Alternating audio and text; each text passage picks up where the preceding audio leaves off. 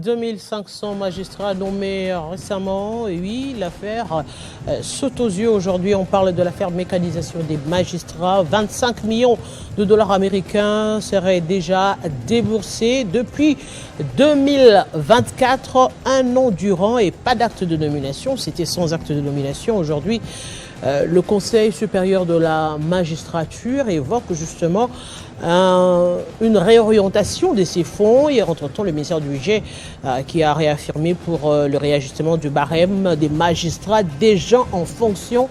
On va évoquer cela ici sur ce plateau dans le cadre des contrôles parlementaires. Oui, le député national Janvier Chinibois, appelé, élu de Fizi, revient ici pour sonner l'alarme sur cette réorientation. Est-ce une forme de détournement? On va en parler ici sur ce plateau. Et oui, on va également revenir sur la question de la femme. Oui, dépression qui pourrait être l'une des causes de l'infertilité chez la femme. On va en parler ici sur ce plateau avec la coach personnelle Raïssa Mboma, qui sera également notre invitée ici sur ce plateau. L'actualité à chaque heure, à toute heure.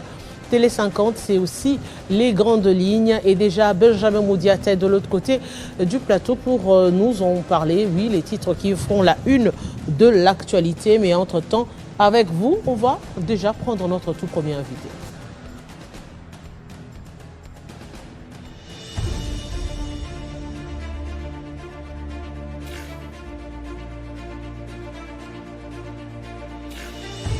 Sans risque d'aggraver les conflits.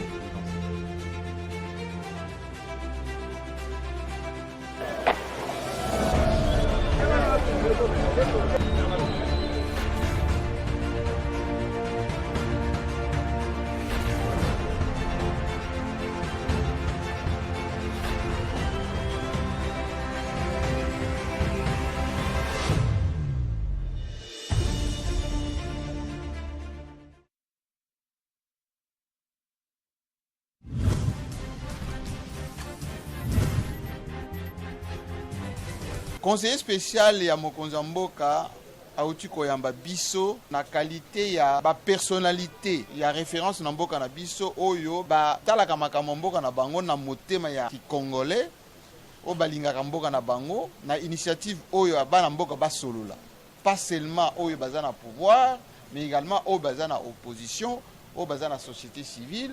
Batala ndenge nini mboka na biso ndenge ezali combattu en ce moment, ndenge nini tokoki ko récupérer mabele na biso, intégrité na biso, bandeko na biso bazo souffrir. Et donc tosole makambo nyonso wana pour na gouvernement oyo ekoya et intégrer ba congolais nyonso na ba oyo ya opposition, na ba oyo ya majorité, na ba oyo ya société civile, mais bato ya bien, bato oyo baza na ba kokosote, oyo baza na ba image ya mabete, oyo basala makambo mabete pour na mboka na biso ekoka kosalema na ndenge ya bien.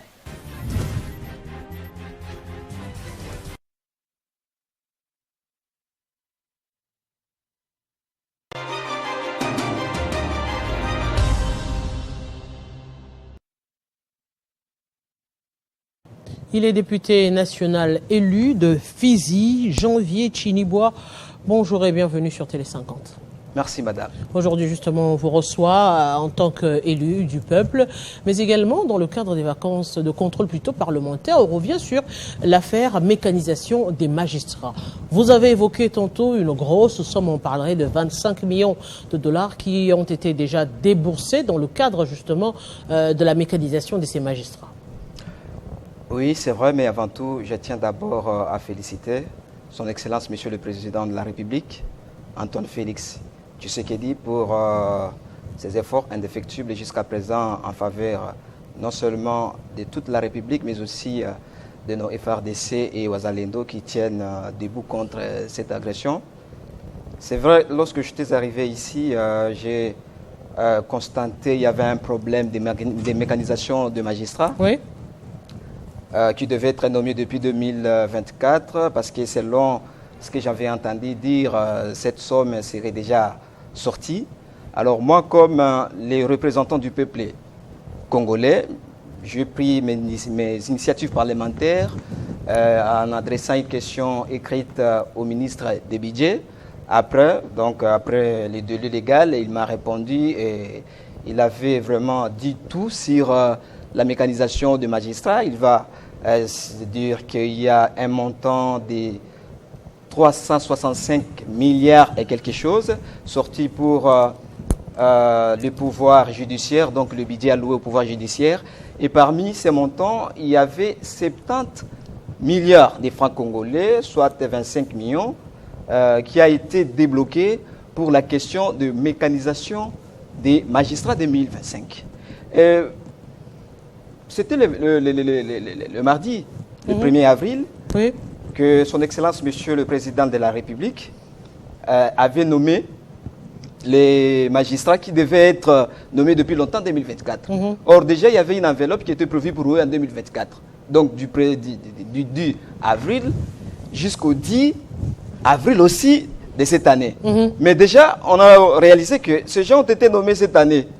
Or, cette année déjà, selon le ministre des Budgets, il y a une enveloppe de 43 milliards et quelque chose destinée pour le magistrat qui vient d'être nommé. Alors, je pose la question, les montants qui ont été débloqués avant leur nomination, et que le budget 2024, bientôt ici, va prendre fin, son exercice va prendre bientôt fin. Alors, je pose la question, où est-ce que cet argent-là était parti?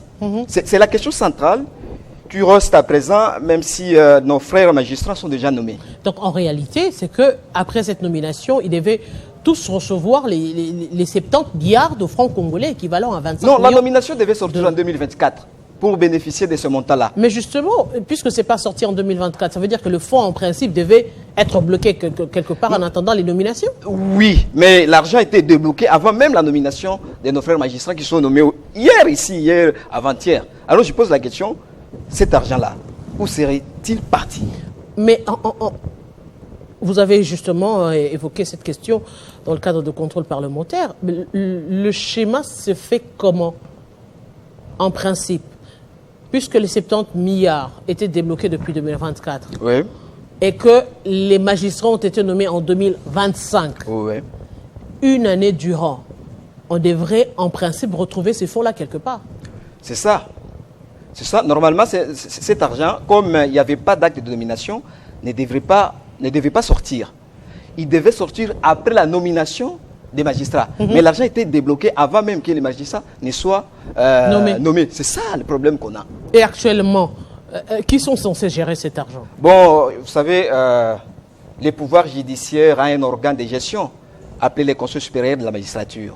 C'est cet organe de gestion du pouvoir judiciaire qui est censé, qui est compétent dans la gestion financière de l'enveloppe allouée ou du crédit alloué au pouvoir judiciaire. Donc actuellement, on peut dire les 40 milliards pour 2025. Les 43 et quelque chose. Les 43 milliards et quelque chose des francs congolais devraient se retrouver entre-temps, en principe, entre les mains du Conseil supérieur de la magistrature. Oui, pour qu'eux, à leur tour, puissent payer les nouveaux magistrats. Le nouveau magistrat. Ça, c'est pour cette année alors. Pour cette année 2025. Oui. Ça, c'est pour cette année, parce qu'il y a une telle enveloppe prévue pour cette année. Mais comme ils sont déjà nommés, c'est-à-dire ils vont bénéficier de ce montant. Mais il y a un montant qui n'a pas été, qui n'ont pas bénéficié l'an dernier parce qu'il n'y avait pas l'acte de nomination. Alors, ces montants, nous voudrons juste savoir où était-il parti. Alors, quelle démarche avez-vous entrepris justement au niveau du Conseil supérieur de la magistrature? Au niveau du Conseil supérieur de la magistrature, vous savez, nous sommes des parlementaires. Nous avons les droits de faire les contrôles financiers. D'ailleurs, c'est non seulement la Constitution qui me garantit de ces droits-là, mais aussi les règlements intérieurs de notre Chambre, l'Assemblée nationale, qui nous donne les droits de faire des questions orales avec débat adressées aux services gestionnaires, aux organes gestionnaires des services publics, parce que si vous voyez très bien, le pouvoir judiciaire, c'est un organe, c'est un service public dans son organe gestionnaire et le Conseil supérieur de la magistrature. Et même aussi, s'il faut se référer à la loi, il y a l'article 43 de la loi portant même organisation et fonctionnement du Conseil supérieur de la magistrature qui soumet les contrôles financiers non seulement à l'IGF et à la Cour des comptes, mais aussi au Parlement. Et quand nous parlons du Parlement, vous voyez là l'Assemblée nationale et le Sénat. Et comme je suis un parlementaire de la Chambre basse, j'ai pris cette initiative pour, dans le sens de savoir la réalité et la vérité sur ces montants qui n'ont pas été franchement utilisés pour les magistrats qui viennent d'être nommés récemment par son Excellence, Monsieur le Président de la République. Mais via le ministère du Budget, on parle d'une réaffectation justement des fonds. Bon, ça, c'est son explication. Je pense que, est-ce que le ministère du Budget est-il compétent de me parler de ça, alors que ce n'est pas lui qui est l'organe gestionnaire du pouvoir judiciaire? La question est là déjà, je pense que c'est à lui de me préciser par rapport à ça. Et s'il s'avérait que cela soit vrai, bon, nous devons aussi interroger les textes légaux qui organise même le Conseil supérieur de la magistrature. Est-ce que le Conseil supérieur de la magistrature a-t-il droit de réaffecter ça? Si il dit que vraiment ces montants ont été libérés et nous avons fait comme ce que le ministre du budget venait de dire. Le ministre du budget a parlé de l'affectation pour le réajustement du barème des magistrats. Mais madame, cet argent était destiné à qui? C'est ça la question essentielle. La question, l'argent, les 70 milliards de dollars de fonds congolais étaient destinés aux magistrats qui devaient être nommés en 2025. Comment vous pouvez aller réajuster aux gens qui ne sont pas prévus? C'est nous, l'autorité budgétaire. C'est vrai, le Conseil supérieur de la magistrature a le droit de proposer les budgets, mais c'est nous qui décidons de ces budgets-là. Alors si nous n'avons pas pris une telle décision, est-ce que vous êtes compétent? Mais s'il est compétent, il viendra par devant nous expliquer, ce n'est pas un problème. C'est ce que juste nous voulons savoir. Mais justement, puisqu'on parle aussi de la réaffectation, puisque cette année, c'est sorti 43 milliards et quelque chose, et qu'il y a déjà des magistrats, ça veut dire que cette année, il n'y aura pas de réajustement au niveau du barème? Non, les magistrats, en fonction, depuis longtemps, on leur budget depuis longtemps. Donc on ne peut pas budgétiser pour quelqu'un qui est déjà au travail. On budgétise pour quelqu'un qui va venir. Et les 43 000, c'est pour ces gens-là qui viennent d'être nommés.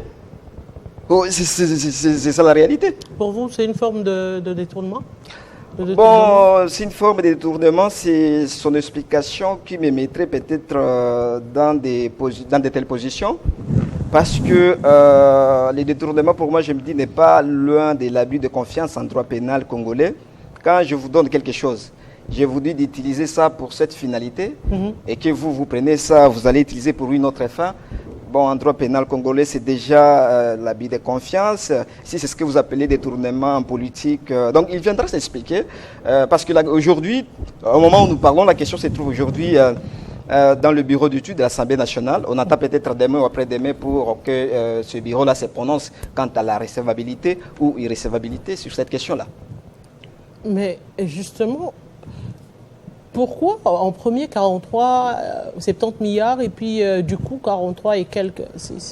Bon, nous devons comprendre le contexte dans lequel nous sommes. Vous savez, notre pays aujourd'hui est agressé.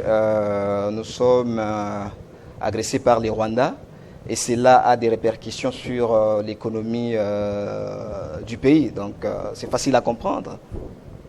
Donc on peut mettre ça dans le compte de réduction du train de vie? Réduction budgétaire? Bon, parce que ce budget a été voté, donc cette enveloppe pour nos frères magistrats aujourd'hui a été votée avant que cette théorie de réduction des trains de vie n'apparaisse. Exactement. Mais déjà, nous étions attaqués par nos frères, non pas nos frères même, mais par ce pays sanguinaire, les Rwandais, qui utilisent ou qui instrumentalisent ses collaborateurs, M23 et AFC. Alors quand on parle pour le commun des mortels, franchement, pour le commun des mortels qui voudraient quand même savoir, les magistrats sont nommés. Quand vous parlez d'argent pour la mécanisation, ça veut réellement dire quoi? L'argent pour la mécanisation, ça veut dire l'enveloppe qui doit être utilisée pour des fins bien précises par l'organe compétent, notamment le Parlement. Par exemple, les cas dont nous sommes en train de parler, la mécanisation du magistrat, c'est-à-dire une enveloppe pour les fonctionnements d'un organe, par exemple les magistrats, qui doivent travailler pour la justice. On peut le dire dans ces contextes-là. C'est estimé à combien par magistrat, plus ou moins?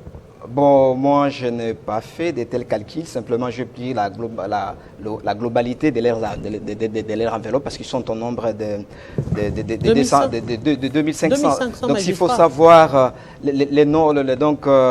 la moyenne pour chacun, c'est de 43 milliards et quelque chose divisé par 2500. Mais aussi, ces calculs seraient erronés parce qu'il y a aussi des grades, hein? Oui. Parce que parmi ces magistrats, il y a des grades. Et aussi la rémunération ou les émoluments des magistrats diffèrent selon les grades. Les grades et consorts. Alors que demanderez-vous justement au Conseil supérieur de la magistrature? Parce que c'est vrai quand on vous entend, c'est aussi à savoir justement où est parti ce premier paiement et à quoi a-t-il servi réellement? C'est ça, madame, c'est ça le nœud de la question. Ma question tourne autour de cette problématique. Donc c'est à lui de venir nous expliquer. Bien qu'il y aurait eu, selon les explications du ministre des Budgets, une augmentation utilisée par cet argent pour les magistrats en fonction. Bon, ça, c'est sa façon de dire. Mais lui, qui est l'organe de gestion de ses pouvoirs judiciaires, c'est à lui de nous faire cette réponse. Alors vous avez fait une interpellation, une demande? Non, ce n'est pas une interpellation, c'est juste une question orale avec débat. Avec débat? Oui, c'est une question orale avec débat qui se trouve aujourd'hui dans le bureau. Je pense que dans 48 heures, j'aurai la position du bureau d'études de l'Assemblée nationale. Et à tous ces magistrats nouvellement nommés qui vous suivent justement? Bon, à tous ces magistrats nouvellement nommés, je leur dis bonne chance. Vous savez, la justice élève une nation. Comme l'a toujours dit le président de la République, il n'y a pas de développement dans un pays sans la justice. Et dans leur nouvelle fonction, qu'ils travaillent, comme les noms même l'indiquent, la justice. Il faut qu'ils rendent la justice telle qu'il se doit. Un homme monnayé, vous savez, il y a beaucoup de choses qui se passent dans cet appareil, c'est vrai, mais je souhaiterais que nos frères qui viennent récemment d'être nommés travaillent dans toute intégrité et dans toute transparence pour la nation, pour les pays. Janvier Chinibois, je vous dis grand merci. Je rappelle également que vous êtes député. Mais madame, je voudrais aussi peut-être évoquer une question parce que bien qu'il y ait eu la nomination des 2500 magistrats, vous savez, la République démocratique du Congo est un pays très vaste. Vous savez, sa superficie, 2 345 410 km². Et aujourd'hui, s'il faut parler du nombre de magistrats qu'on a au pays, c'est 8210 magistrats au total. Partout, c'est 8210 magistrats. Mais on se dit, est-ce que par rapport à la superficie et à la population qu'on a ici au pays, qui aujourd'hui peut être estimée à 100 millions, à 100 000 populations, est-ce que ces nombres qu'on a aujourd'hui suffit vraiment?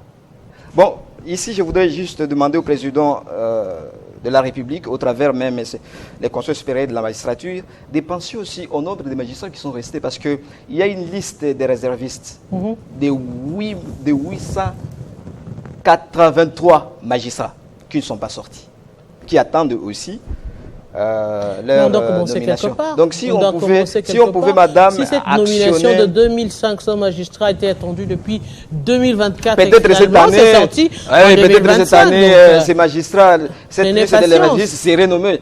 Parce que c'est pas ce point. Est-ce que c'est le fait d'être nommé, mais c'est aussi parce que, vous le dites, c'est aussi cette procédure qui doit suivre, c'est les fonds qui doivent suivre, et peut-être que ça se fait progressivement. Bon, vous avez évoqué une belle pensée. Si vraiment les magistrats qui étaient récemment nommés étaient depuis longtemps nommés en 2024, peut-être cette année, ce serait pour la liste des réservistes. Donc je pense qu'il n'est pas encore tard. D'ailleurs, moi je félicite toujours le président de la République parce que de telles choses ne se faisaient pas. Ne se faisaient pas il y a plus de 10 ans. Jamais organisé de concours de magistrats, nomination, tout ça, mais... Dès que son Excellence, Monsieur le Président, est arrivé, il y a un début à tout. Oui, il y a un début à tout, voilà. On entend parler des concours à la magistrature, des nominations. Donc je pense que son Excellence aussi, par sa sagesse, devrait aussi penser à cette question de la liste de magistrats qui est restée, qui attend aussi sa nomination. Peut-être ça serait pour l'année prochaine, parce que nous, en tant que autorité budgétaire, nous avons déjà arrêté les 2500 magistrats parce que leur budget est déjà là. On ne peut plus encore cette année nommer ce gens au vu de ce que nous avions arrêté comme budget. Exactement. Donc peut-être l'année prochaine, par la sagesse de son Excellence, Monsieur le Président de la République, qui avait dit avec son Excellence Moutamba, et c'est tout le monde qui l'a dit, la justice congolaise aujourd'hui est un peu malade. Quelle thérapie pouvons-nous administrer? Et je pense que le fait de nommer nos magistrats, déjà, c'est une sorte de thérapie. C'est une sorte de thérapie. Donc, je lui demanderai aussi que c'est là, comme il y a une liste qui est restée, soit vraiment qu'il le fasse aussi pour nos frères magistrats, pour cette liste qui n'est pas jusqu'à présent nommée. On attendra 2026. 2026, merci Chinibwa appelé janvier, élu député national de Fizi. Je vous dis grand merci. Merci aussi, madame. Et nous allons justement poursuivre Kinshasa.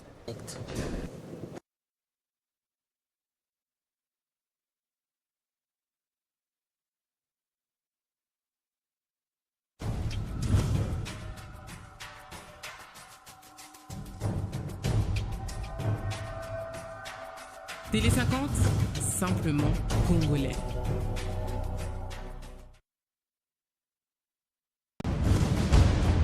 Kinshasa Direct.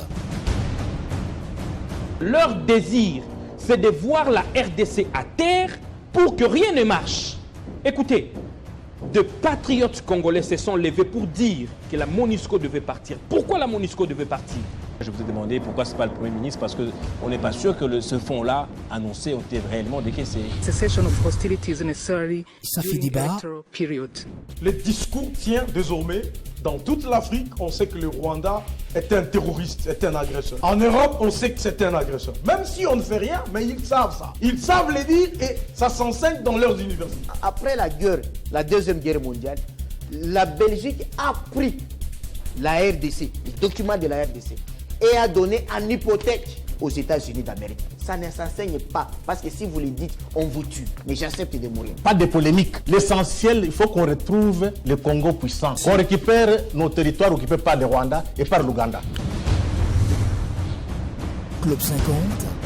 Ne soyez pas surpris que quelques noms ne se retrouvent pas sur la liste que va publier. Dans celui de Katumbi. Non, je n'ai rien dit. Qu'il aurait pu réceptionner sa candidature et au finish dit que cette candidature n'est pas recevable. Il a cité les chefs de l'État. Non, le chef de l'État dit que nous sommes en guerre, on doit se mobiliser. Le chef nous a demandé de vous organiser en groupe rebelle. Il y aura un manque à gagner, surtout dans les États comme ceci où l'État n'est pas puissant. A contrario, ce sont les individus qui sont puissants et plus que l'État. Donc, il y a une loi qui a été votée, je crois, dans la session passée sur les réservistes. Lui-même a qualifié Ouazalendo de réservistes. Qui est réserviste? S'il vous plaît, on regarde maintenant. Qui est réserviste? Parce que là, il y a s'il vous confusion. plaît, tu vas parler, personne. Terminez, s'il vous plaît, terminez. Au cœur des sports. Soyons logiques. Quelle équipe d'âge aujourd'hui est suffisamment structurée? Les 20 ans et moins d'âmes, il est où le championnat de 20 ans et moins? On va les recruter où, ces joueuses? Quand vous dites qu'avec ou sans le Conon, les choses allaient se passer telles qu'elles se passent aujourd'hui. De toutes les façons, je m'inscris peut-être en faux. Avec le Conon, on a senti quand même la rigueur qu'il y avait autour du championnat. le Conon a tout fait pour mettre le comité Chimanga dans une situation d'incapacité pour dire que ce sont des incompétents. Mais une mauvaise expérience. Que si on aime son pays, si on veut que les choses avancent, je pense qu'on enlève les galons. Il faut qu'aujourd'hui le comité de normalisation accepte d'enlever les galons. Cette semaine sur Télé 50, suivez en direct du lundi au vendredi à 18h juste, Kinshasa Direct. Rediffusion à minuit pile. Retrouvez Ça fait débat vendredi à 16h juste et rediffusion samedi à 9h. Club 50, le samedi à 18h juste et la rediffusion lundi à 5h juste. Au cœur des sports, samedi à 10h et dimanche, rediffusion à 10h juste. Télé 50, simplement congolais.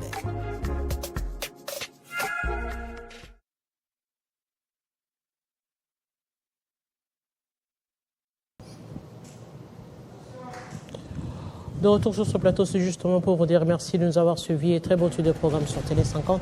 Dans quelques instants, la grande édition du journal.